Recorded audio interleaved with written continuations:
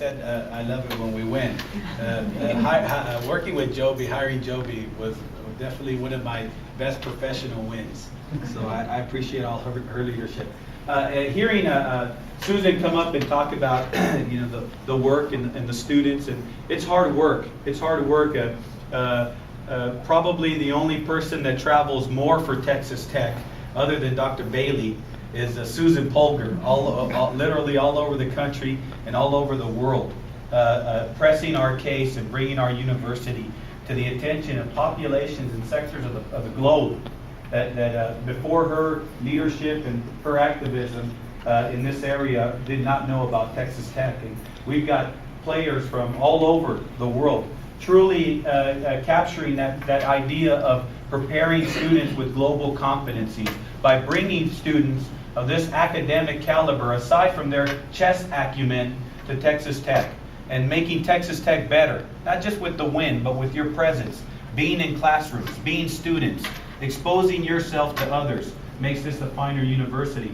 The chess program is improving the academic reputation of Texas Tech, and there's no doubt about that. But it's bringing that academic reputation not just to Dallas or Fort Worth or McAllen, where Dr. Bailey just returned. It's bringing it to Europe and South America and Brazil and Sao Paulo.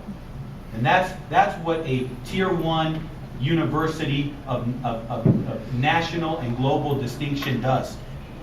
And I'll share this one bit of good news with the team and Susan and Paul. We had talked about in the past about trying to, again, assist and being supportive of the chess program, and particularly through scholarships, because we have to help incentivize these students to come to Texas Tech other than UT Dallas or Brownsville or the University of Baltimore County, University of Baltimore, Maryland, Baltimore County. And I'll tell you, when I was in Harvard for a summer program on leadership, a president that Dr. Bailey will know, Freeman Harbowski III, is the president of Baltimore County. A very prominent president. And I said, how do you do? Thank you for your remarks, President. I'm from Texas Tech. And at the time, I was sure he'd say something about football or basketball or something of our athletic program. And he said to me, Susan Polgar, she's at Tech, right? And it had just happened. And I said, how would you know that, President Harbowski? How would you know that?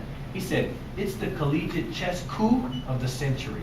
As a result of that, up to now, and the recent successes of the program, Dr. Bailey has made available for the chess program annually up to $15,000 in scholarships that you will be able to award at your discretion to players that you will recruit now and into the future annually. It is the equivalent of 3 presidential scholarships.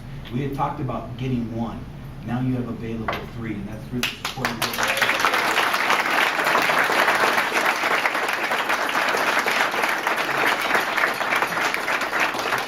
Support has to be more than just discursive. It has to be substantive.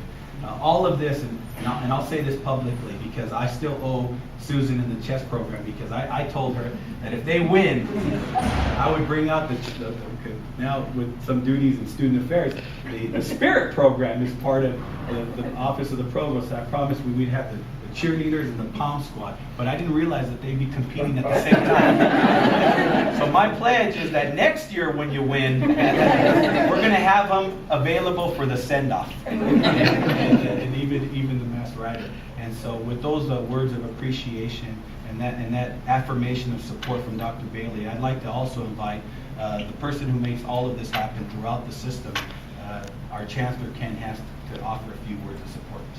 Chancellor.